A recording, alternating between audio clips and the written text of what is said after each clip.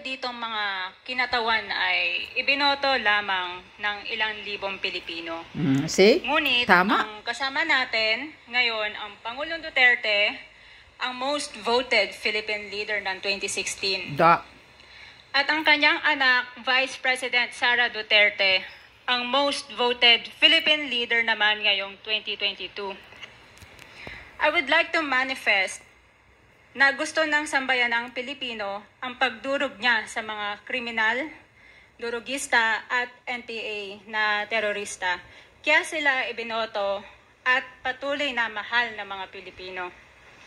Kaya gusto natin ng patas na hearing. Sana sinama natin dito ang libo-libong mga magulang na ang mga anak ay biniktima ng mga durugista. Ang mga ordinaryong Pilipino na naglalakad galing trabaho, tapos sinaksak o pinatay ng adik, lahat ng mga kababaihan, na kahit pati infant na babae ay ginahasa na ng adik. Libo-libo rin ang kanilang mga magulang at mahal sa buhay na wala dito ngayon. Awang-awa ang mga Pilipino sa mga inuseteng pamilyang na ito, kaya niluklok ng bansa ang Pangulong Duterte. Ang drug war ng Pangulo ay policy lamang. Hindi ito natupad kung hindi ito pinondohan ng Kongreso ng 6 na taon. Majority pa nga dito sa mga kinatawan ay naka-Duterte fist pa nung buong 6 na taon eh. Kaya nga, Ang Duterte tamaan Youth kayo. Party List po ay patuloy na naninindigan sa Pangulong Rodrigo Duterte at pangalawang Pangulo, Sara Duterte, na naglingkod ng maayos, dumurog sa mga durugista, kriminal at NPA na terorista para proteksyonan ang milyon-milyong Pilipino. Bakit wala nag-iimbestiga dito o nag-iimbita sa atin sa sobrang raming Pilipino na biniktima ng mga durugista? Tama.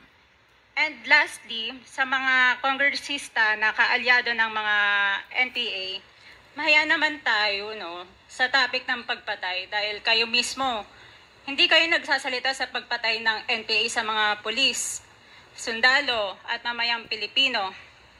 Pati rin po sa mga natitirang resource persons na gusto mag-abogada papuntang ICC, si Attorney Maria Cristina Conti, na kandidato ngayon ng Bayan Muna Party List.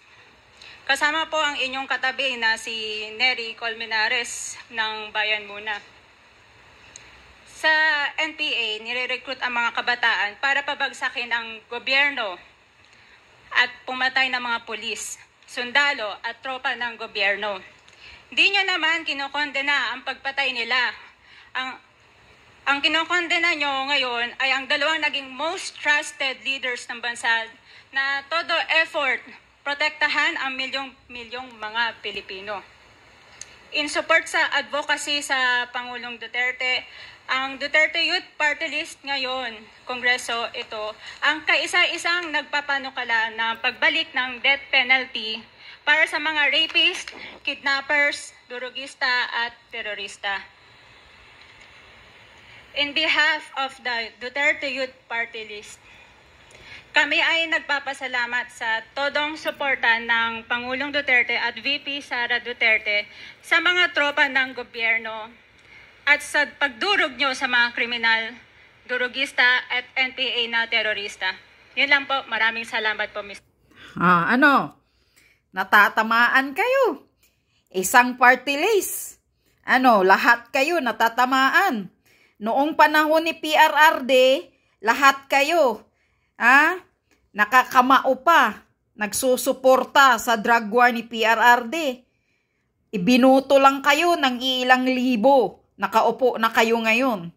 At ang panay ninyong inimbestigahan ngayon, si PRRD na binuto ng mga halos ilang milyong Pilipino. Pahiya kayo, mga Quadcom. Yan ang tamang sampal sa muka ng mga Quadcom, ng mga balimbing. Balimbing na ngayon. Magkano kaya ang sinusubo ni Tambi?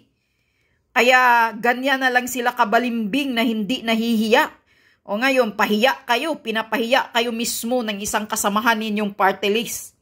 Na dyan sa Kongreso. Bakit hindi kayo fair? Tama siya. Bakit hindi nyo inimbestigahan yung mga nire-rape ng mga durugista? Yung libo-libong mga nanay na nabibiktima ang mga anak ng mga durugista? Bakit ang iniimbitahan ninyo, ang inimbestigahan ninyo, ayo lang mga nabiktima ngayon? Yung pinapatay ng mga pulis. Bakit yung mga NPA na pinapatay ang mga pulis? Bakit walang nagkondina dyan, yung mga membro ng mga NPA dyan?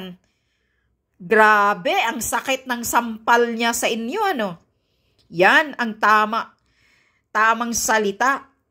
Mag-ingat-ingat ka na.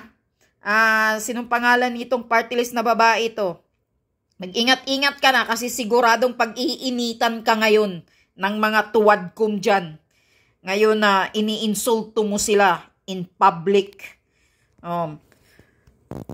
Dapat maging matapang ka, Congresswoman.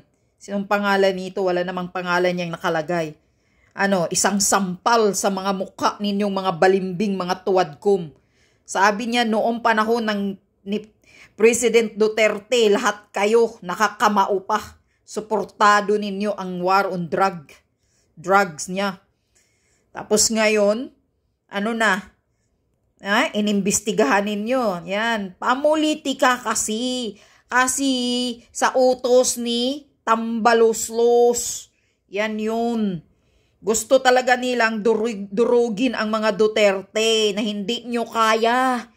Kahit hanggang ngayon, ang dami pa rin nagmamahal sa mga Duterte. Dahil maraming nakikinabang na mga matitinong, mga ordinaryong Pilipino sa war on drugs ni PRRD.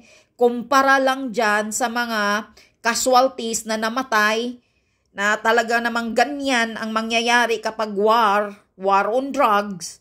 At hindi naman natin talaga maiiwasan, marami naman minsan mga pulis na mga salot din, na mga abusado.